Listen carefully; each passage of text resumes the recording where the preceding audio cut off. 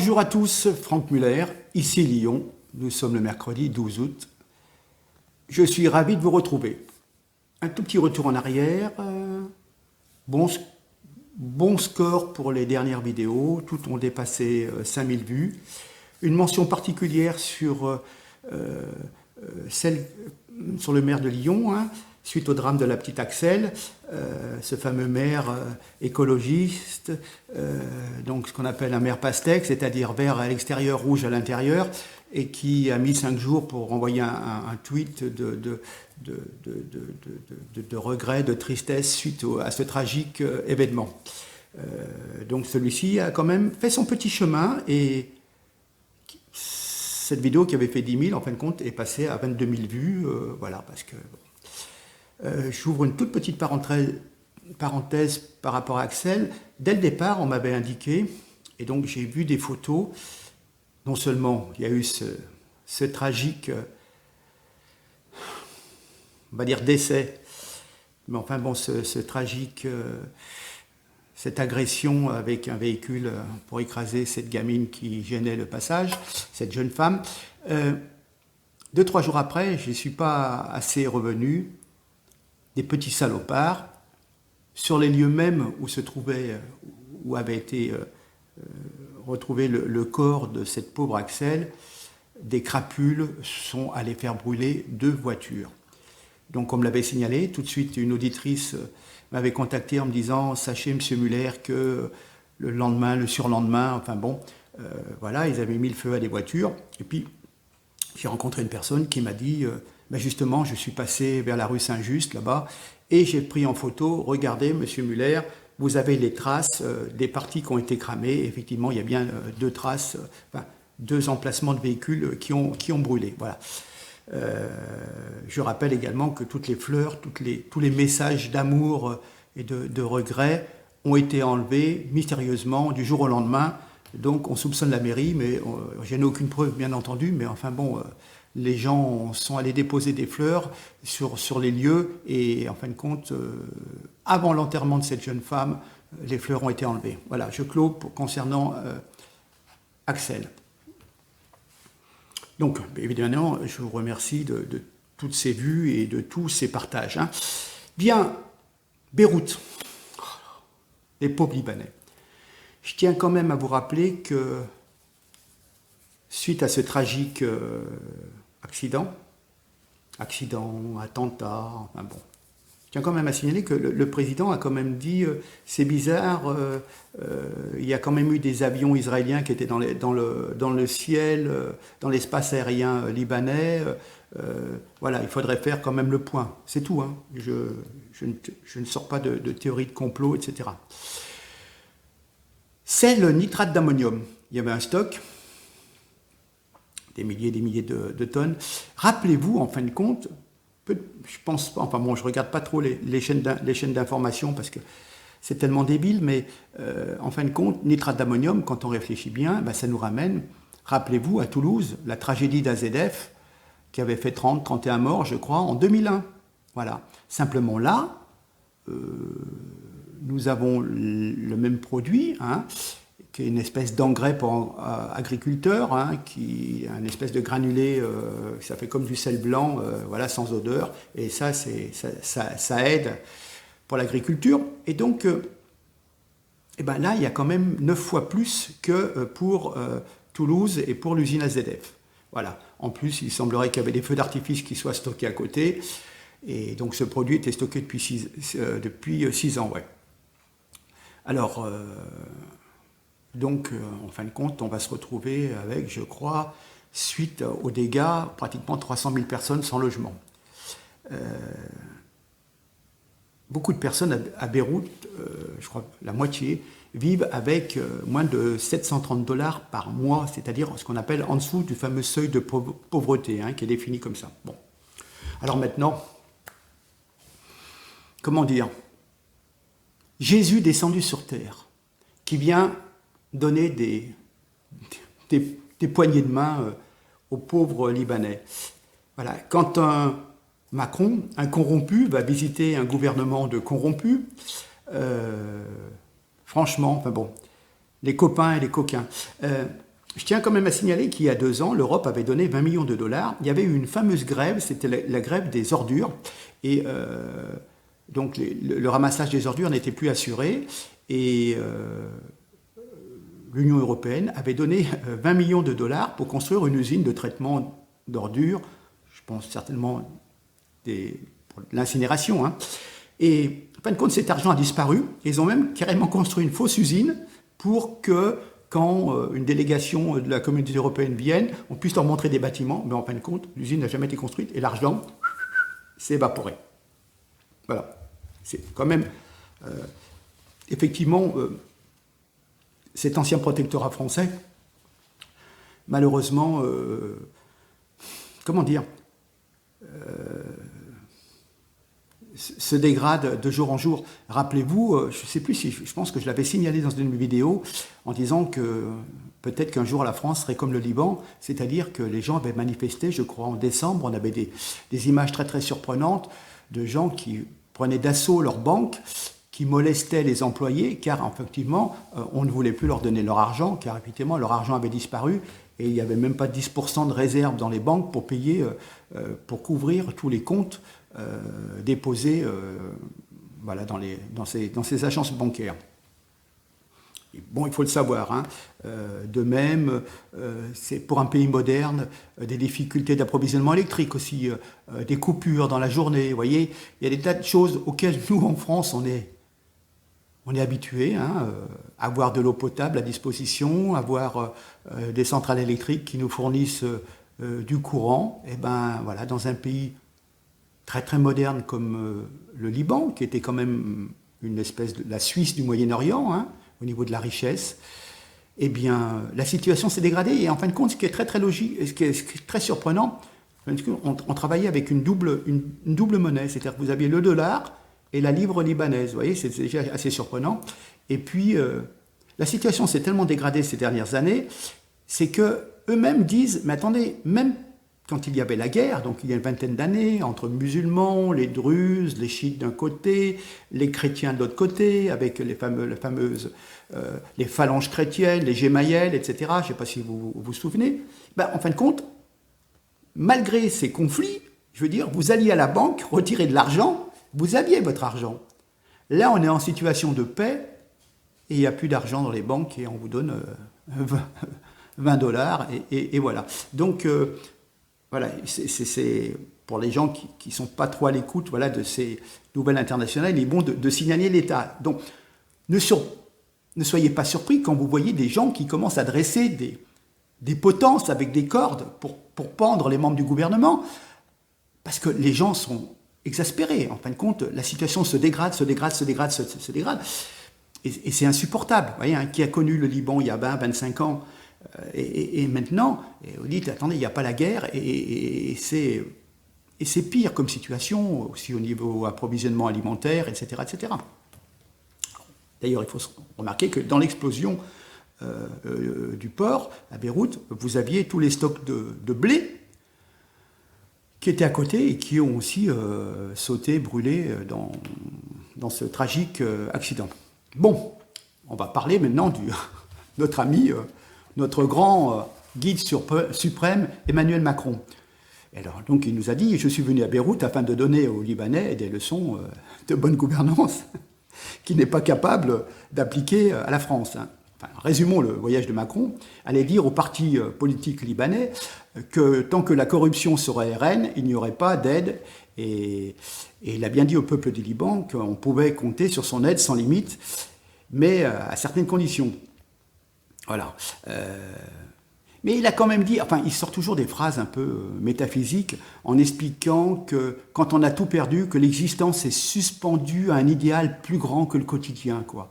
Voilà, vous n'avez rien à bouffer dans votre assiette, mais il y a un idéal plus grand que le quotidien. Oui, d'accord. Ça va vraiment changer la donne pour ceux qui n'ont rien à bouffer, mais enfin bon. Voilà, enfin bon, on peut dire que les Libanais vont faire la fameuse révolution de printemps, on peut dire. Enfin bref, voilà. Alors, il semblerait, d'après des fuites au niveau de la présidence française, que les autorités libanaises seraient sorties livides de leur entretien avec Macron, Remarquez, je les comprends, parce que ça a dû leur faire un choc d'entendre autant de conneries débiter avec un tel aplomb. Quelqu'un qui n'est pas capable, comment dire, de gérer la France pendant 3 ans et qui va donner des leçons les autres. Hein. Voilà. Alors, parce que c'est surprenant aussi, il faut quand même savoir que le Liban, je dirais presque la seconde langue du Liban, c'est le français. Voilà, c'est une grande tradition de francophonie. Hein. Et en fin de compte, comment dire, Macron parle souvent en anglais, et puis en fin de compte, il s'est fendu le 4 août, lors de l'accident, d'un tweet en arabe. Hein. Donc vous avez un tweet marqué en arabe. Alors j'ai envie de dire, en fin de compte, que Monsieur le Président, vous savez, cette langue qui, selon vous, appartient à un pays qui n'a pas de culture, s'il vous plaît, abstenez-vous de parler en anglais et de tweeter en arabe. Les Libanais pratiquent et connaissent très très bien le français, et donc c'est presque leur faire une insulte que de leur parler dans une autre langue de la part d'un président français. Je veux dire, c'est un manque de tact, voilà. Alors, Emmanuel Macron propose aux Libanais, je vais proposer un nouveau pacte politique cet après-midi, il disait à l'époque, et je reviendrai pour le 1er septembre, et si vos dirigeants ne savent pas le tenir, je prendrai mes responsabilités avec vous. Voilà, il vient s'imposer, il vient dire vous êtes tous des nuls, et moi je vais vous expliquer comment il faut faire, et puis voilà, il faudra m'écouter, et puis je reviens le 1er septembre. Enfin, j'ai envie de dire, Emmanuel, occupe-toi des affaires françaises, hein. Si les Libanais ont besoin de quelque chose, c'est pas d'impact politique, mais surtout d'aide matérielle. Macron est allé au Liban pour mieux constater, peut-être, ce que la France va devenir. Un pays invivable et ingérable, qui n'a plus de sens d'ailleurs. La France va connaître des drames semblables à ceux du Liban, il me semble. Un conflit interreligieux, banqueroute de nos banques. Face à cette évidence, les Français, comment dire, sauf vous qui m'écoutez, sont lobotomisés par les médias aux ordres. Et maintenant... ces médias sont muselés, on vous parle d'une pseudo-pandémie, hein. Encore et toujours plus de la communication. Hein. C'est Jésus serrant dans les mains, des mains dans les foules et promettant tout et son contraire. Hein. Il ment, Macron, il manipule, il cajole, il est dans la séduction et cherche à subjuguer les foules grâce à ses techniques de persuasion les plus avancées. Hein.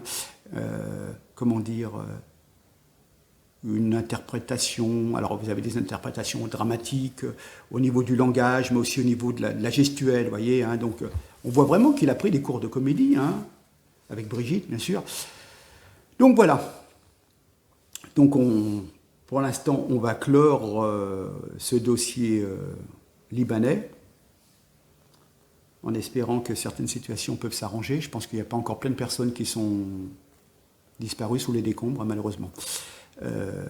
Et que le nombre de morts va augmenter. Hein. Bien. Tiens, on va reparler de nos amis. Vous savez, ceux qui ont du mal à se tenir en société, qui roulent, qui font des rodéos, il y en a qui agressent les maires. Enfin bon, il y a des tas de personnes qui font de ce qu'on appelle simplement des incivilités. Hein. C'est juste des enfants mal éduqués. Hein. Voilà, bon, parfois ils ont déjà 30 condamnations, mais bon, c'est des enfants mal éduqués. Hein. Alors, tiens, sachez qu'il y a une municipalité en Suisse, Porrentruy, je crois, Porrentruy, je crois, interdit aux Français. Oui, compte tenu des frasques de certaines personnes d'origine orientale qui ne savent pas se tenir en société, la piscine est interdite aux Français et est réservée simplement aux résidents suisses qui peuvent présenter une pièce d'identité ou un permis de séjour en règle suisse, donc des gens qui habitent sur place et non plus des Français qui ont traversé la frontière pour foutre le bordel. Je crois qu'il y avait eu des bagarres générales, etc., etc. Voilà. Alors, toujours un peu le même genre. Vous avez tous vu des bagarres sur la plage en Belgique. Alors, ça serait quand même... Je vais vous expliquer. On a interviewé un jeune serveur flamand, parce que c'est une côte flamande, et il y avait un groupe de jeunes francophones qui avaient été ennuyants toute la journée, et raconte-t-il donc aux journalistes flamands, ils étaient tout le temps sur notre plage privée, ils mettaient également leur musique très forte avec leur barre de son, nous leur avons demandé à plusieurs reprises de baisser le volume de leur musique, Mais encore et encore, ils ont tourné le bouton de volume pour nous narguer et pour nous défier. Quand j'ai menacé de prendre leur enceinte, ils ont commencé à nous défier. Peu de temps après, le groupe a reçu le soutien d'autres jeunes francophones. Puis les choses sont devenues incontrôlables. Bagarre généralisée. Voilà. Donc ça serait quand même sympa si les Flamands de la côte pouvaient éviter d'associer ces voyous, ces tracailles, avec les francophones de Bruxelles ou des Wallons qui n'ont rien à voir avec l'immigration. Vous apercevez que vous avez une multitude de jeunes francophones, mais c'est les mêmes francophones que nous avons dans nos cités. Excusez-moi pour les personnes d'origine immigrée qui m'écoutent, mais beaucoup d'incivilité, hein, de laisser aller. Vous voyez, bon, ils mettent la musique fort, ils s'installent sur une plage privée qui est réservée aux bars. Hein, bon, tout le monde peut concevoir ceci. Bon, c'est une plage privée, réservée aux consommateurs qui consomment dans ce bar. Et bon, eux, ils squattent ci, squattent ça, puis après, ça dégénère. Comme à la piscine en Suisse, comme sur les plages, d'ailleurs, il y aura plus de... ils veulent contrôler les touristes. Donc, les touristes qui viennent pour la journée ne sont plus autorisés dans cette ville, en Belgique. Voilà, la police va installer des points de contrôle le long des routes. Voilà, et il faudra avoir une réservation, montrer sa réservation pour 2-3 jours d'hôtel pour rentrer sur le territoire... pour amener le CAM à expliquer, donc, Madame la bourgmestre. Voilà. C'est l'image de ce qui se passe partout, vous voyez, pour un regard, pour une cigarette, voilà. Alors, justement, tiens, parlons d'incivilité, enfin plutôt de meurtre, on a eu l'occasion de reparler de l'histoire d'Adrien Pérez. Et comme Facebook, de temps en temps, vous ressort vos publications d'il y a 1 an, 2 ans, 3 ans, 4 ans, j'avais fait une publication, en fin de compte, je me suis aperçu que c'était l'anniversaire de son décès à ce jeune Adrien à Grenoble. Et j'avais publié ça, devait être le 9 août 2018. Et je suis retombé sur un extrait de l'interview avec Bourdin. Et vous allez voir, c'est sidérant. C'était sa maman qui était interrogée. Et évidemment, toujours les mêmes, hein. Donc, il y a une interview, donc interviewée par Bourdin et Madame Patricia Pérez. Alors, Bourdin fait le début du truc et parle d'une rixe dans laquelle son fils est mort. Non, juste une petite chose. Vous parlez d'une rixe. Mon fils n'a pas participé à une rixe. Je suis contre le mot rixe, monsieur, parce que mon fils, lui, n'a rien fait. Mon fils n'est pas un brigand, mon fils n'a pas eu un règlement de compte, il n'était pas dans une bagarre, il est allé défendre un ami qui a été agressé. À la 3 minutes 35, qu'est-ce qu'elle nous dit en parlant de certaines jeunesses?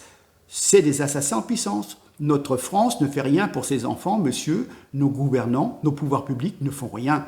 Monsieur, ils ne font rien, je suis révolté. Mais combien encore, combien de nos jeunes vont partir comme ça dans la violence gratuite? Combien? Et à 4 minutes 49, Adrien n'est pas le premier, il y a eu des enfants bien avant Adrien, il y en aura encore, on fait des marches blanches, c'est bien, mais après, nos enfants se font assassiner sauvagement, et par toujours les mêmes. Vous voyez, j'en ai la chair de poule, parce que bon, évidemment, on repense au chauffeur à Toulouse, Axel, et à des tas de personnes tous les jours, un monsieur qui va faire sa lessive, qui se fait tabasser à coups de baseball, des trucs fous, voilà. Alors, une petite boutade, on va regarder ça. Vous savez, il y a eu une prise d'otage. Alors, le preneur d'otage au Havre avait des revendications, libérer les enfants palestiniens justement emprisonnés en Israël et l'accès des Palestiniens de moins de 40 ans à l'esplanade de la mosquée Al-Aqsa à Jérusalem. Mais putain, mais qu'il aille vivre en Palestine et cesse d'importer un combat qui n'est pas le nôtre. Aller prendre en otage dans une banque, par rapport, croyez qu'Israël, ils vont libérer les prisonniers, et il faut encore voir ce qu'il y a comme prisonniers. Voilà. Il faudrait peut-être un jour que nos gouvernants aient un discours clair sur ce sujet. Tant que dans nos rues, on acceptera des manifestations pro-palestiniennes au cri de Israël assassin, cela, quelque part, légitime en même temps le terrorisme qui nous anéantit. Je ne dis pas que j'exonère Israël et que ce sont des colombes blanches, on est d'accord. Le sionisme, bon, c'est une chose. Alors, mais quelque part, jusqu'où ira notre justice? On apprend que ce preneur d'otages au Havre n'en était pas à sa première. Il avait été en 2016 condamné pour les mêmes faits à 4 ans, dont 3 ans avec sursis, mais il a effectué la totalité de sa peine avec bracelet électronique après seulement 2 détentions provisoires. Vous êtes condamné à 4 ans, vous faites 2 mois de tôle, et après, vous êtes tranquille chez vous avec un bracelet électronique. Vous voyez bien que c'est les lacunes de la justice. Alors, vous savez, on a sorti une réglementation, et je finirai là-dessus, comment dire, pour le suivi des terroristes, des gens qui ont eu des problèmes un peu axés sur la religion. Et donc, il y a des mesures de sécurité pour les terroristes sortant de prison. Et le Conseil constitutionnel a censuré ces mesures. Donc le gouvernement a pris quelques mesures, des mesurettes, hein, des trucs très très légers, parce qu'on n'a pas suffisamment de monde pour surveiller toutes les personnes qui peuvent être dangereuses pour la société. Mais le Conseil constitutionnel invoque les droits de l'homme. Donc, si vous voulez, on privilégie les droits des terroristes aux dépens de la sûreté de notre pays. On peut faire des effets d'annonce tous les jours, et on ne s'en prive pas, on en fait des annonces. Hein. Mais dans la réalité, nous sommes dans ce qu'on peut appeler une homéopathie sécuritaire et pénale. Donc, le Conseil constitutionnel déclare que les mesures portant atteinte à la liberté d'aller et de venir portent atteinte également au droit et au respect de la vie privée et au droit de mener une vie familiale normale pour ces terroristes. Voilà. Mais par contre, les victimes, leurs familles, voilà, vous avez perdu vos enfants au Bataclan, et votre sort n'est empiété de rien, si vous voulez. Vous n'avez pas de problème dans votre vie. Par contre, si un terroriste est surveillé, ça nuit à sa vie privée, à mener une vie familiale. Mais attendez, quand on a posé des bombes ou qu'on s'est baladé avec des sabres pour aller tuer des gens, c'est bon, on a fait une croix à sa vie familiale normale. On ne peut pas... le beurre, l'argent du beurre, aller jouer aux terroristes, aller tuer des personnes, et puis après dire « Ah oui, mais moi maintenant j'ai fait ma peine, ça fait 10 ans, maintenant je veux fonder une famille, je veux pouponner, je veux donner le biberon à mes enfants et tout. » Non. Quand vous faites un choix, malheureusement, il est souvent irréversible, et vous êtes catalogué. Donc il faut peut-être choisir avant et comprendre.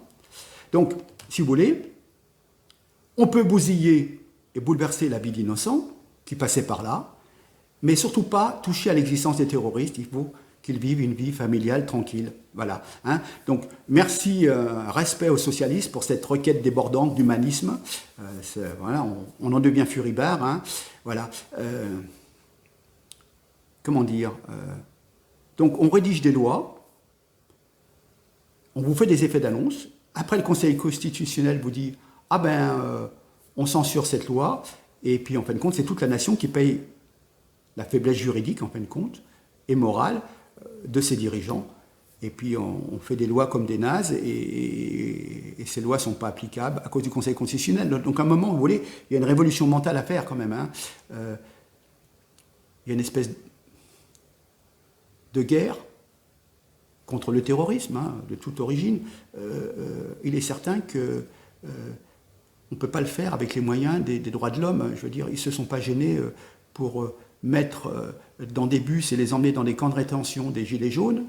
Mais là, il faut prendre des pincettes. C'est toujours l'histoire, si vous voulez, du racisme.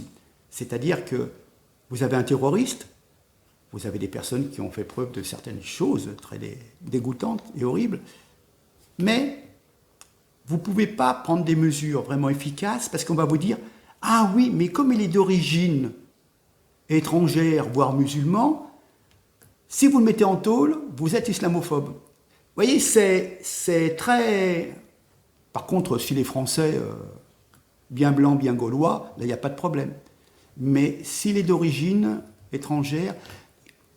Ah, il a violé, oui, mais vous comprenez, il n'a pas les codes du pays, il vient d'Afghanistan. Par contre, si moi je viole quelqu'un, on me dira, toi, tu... 15 ans au trou. Vous voyez, voilà, c'est tout. Moi, je me bagarre pour dire, il y a une réglementation, elle est applicable à toutes pareilles. Les gens qui vivent en France doivent appliquer les codes de circulation, de civilité qui existent en France. On n'importe pas des coutumes barbares qui viennent d'autres pays. Et voilà, c'est tout. La loi est la même pour tout le monde. Et puis s'il y a des personnes qui n'ont pas les papiers français, qui ont une double nationalité, etc., comprenez que lorsque vous venez dans un pays, c'est que vous vous sentez mal dans le vôtre, qu'il y a peut-être plus d'avantages à venir en France, qu'il y a des allocations, qu'il y a du travail peut-être pour certains, etc. Tant mieux. Mais si vous venez en France, c'est pour le mieux. C'est-à-dire que c'est pour espérer y trouver une sérénité, un bonheur. C'est pas pour y apporter la misère et la désolation. Donc, si vous venez en France, vous faites une agression, 2 agressions, 3 agressions, non monsieur, la France ne convient pas. Vous ne respectez pas les règles de la France. Dehors, vous venez chez moi, vous êtes invité, vous mettez les pieds sous la table, sur la table. Non monsieur, vous jetez vos mégots de cigarettes par terre, vous fumez chez moi, je regrette. Prenez la porte monsieur. Retournez à un endroit où vous pouvez fumer autour de la table et mettre les pieds sur la table. Vous voyez ce que je veux dire? C'est tout. C'est pas parce qu'il est, admettons, du Maghreb, du Pakistan. Non. C'est simplement de dire, monsieur, vous vous adaptez. Oui, d'accord, vous pouvez rester. Tenez-vous tranquille, déjà. C'est déjà une chose. Voilà. Mais venez pas foutre du bordel en plus. Du bordel, on en a déjà suffisamment. Hein. Donc, et vous vous en rajoutez. Non, c'est bon. Retournez dans votre pays. C'est tout. C'est pas... Je ne suis pas supérieur à vous. Il y a des règles, tout le monde s'y conforme. Vous voulez pas les tenir, c'est bon. Vous roulez sans permis, eh ben moi je suis obligé d'avoir un permis, hein, il me reste plus que 7 points. Ben voilà. Ben vous roulez sans permis, et ben monsieur, dégage. C'est tout. Enfin bon. C'est simplement, c'est tout bête, mais bon, mon Dieu, je suis un affreux raciste, fasciste, oh là là, mon Dieu, attendez, je vais faire une petite moustache là. Non mais arrêtez, c'est tout. Il y a une réglementation, on la respecte, un point c'est tout. Merde. Bon, sur ce, je vais encore, je reviendrai un jour, j'ai tombé sur ton, on m'a communiqué des documents sur les personnes qui sont en prison. Ça promet, hein. Amis algériens, marocains, des Albanais aussi, pour sauver l'Europe. Hein. Voilà, j'affinerai. Bon, sur ce, écoutez, encore des journées de canicule, je vous laisse. Je vous remercie pour l'attention que vous me portez, pour tous vos messages. Hein. Il y a quand même 99% de messages assez gentils, assez courtois. Et puis voilà. Hein. Et puis écoutez, profitez de votre semaine. Et puis je vous dis certainement en début de semaine prochaine. Allez, à très bientôt. Je vous embrasse tous. Merci. Et puis à très bientôt. Allez, au revoir.